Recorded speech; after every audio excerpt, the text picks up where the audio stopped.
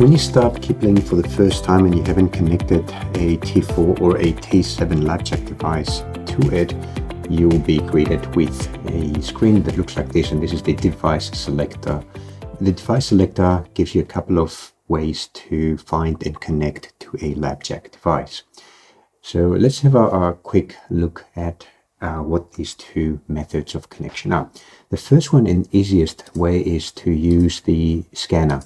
So there's a scanner here that allows you to look for USB and Ethernet or Wi-Fi connected devices, and you don't need to know the model or the serial number of the device or any other identifying information such as the IP address.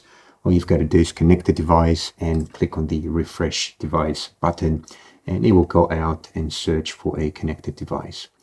The second method is a direct connect method. As long as you know exactly what you have connected to your computer or to your network, you'll be able to connect Kipling directly to the device by selecting the appropriate settings here. So in my case, it's a T4 device. I can choose the connection method, say USB or Ethernet, and then the identifier. I'm going to talk a little bit more about this in a moment.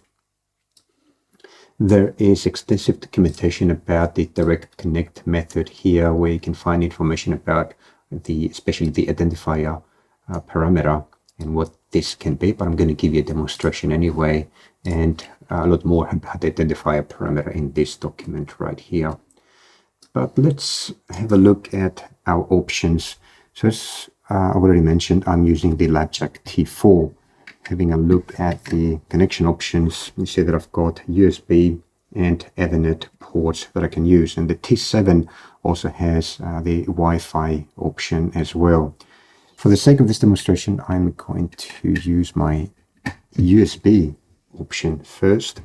Now, USB is not just a method to connect your LabJack to Kipling, but also to power the LabJack. You can't get power from USB, so I'm always going to be using the USB cable to power up T4, even if I want to use an Ethernet connection option as well, which I'm going to demonstrate in a moment.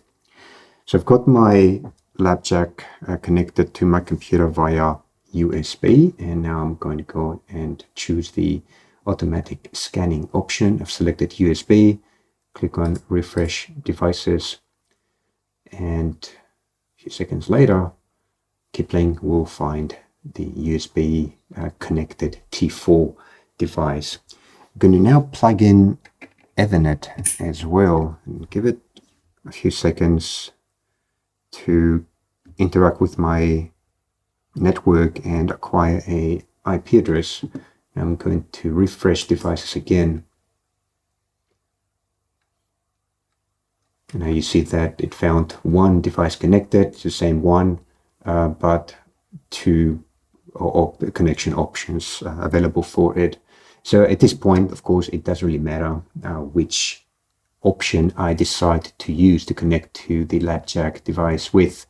Either one will give you the exact same functionality, so it really makes no difference what is that you want to do. The nice thing about Ethernet, however, is that you can have your LabJack connected to a network, and as long as any computer on that network can see the LabJack, then you'll be able to connect to it. Of course, if you use the USB option, then the LabJack and the computer have to be close together in terms of proximity.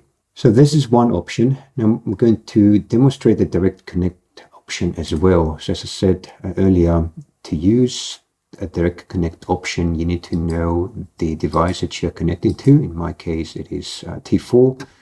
Let's say that I'm going to be using the USB connection option only. So I've just removed the Ethernet cable. So I'll go for USB. And then for the identifier, I can see that I've got the serial number of my LabJack. So I can use this as an identifier. You can see here in the documentation that identifier options include the serial number, the IP address, also the device name, and you can just say any device. So this would allow you to connect Kipling to any device that satisfies the device type and connection type criteria. In my case, for the sake of this demonstration, I'm just going to copy the serial number and paste it in here, and then just click on connect. And there you go. I'm now connected, and I've got access to the rest of the tabs in Kipling, which I'm going to talk about in subsequent lectures. You can always disconnect, then reconnect at any time. So you can use any of those connection methods to connect your device to Kipling, and you'll get access to all of those methods. And once you connect, really which method you use to connect does not matter at all. Let's move on to the next lecture, where I'll talk about the device info tab.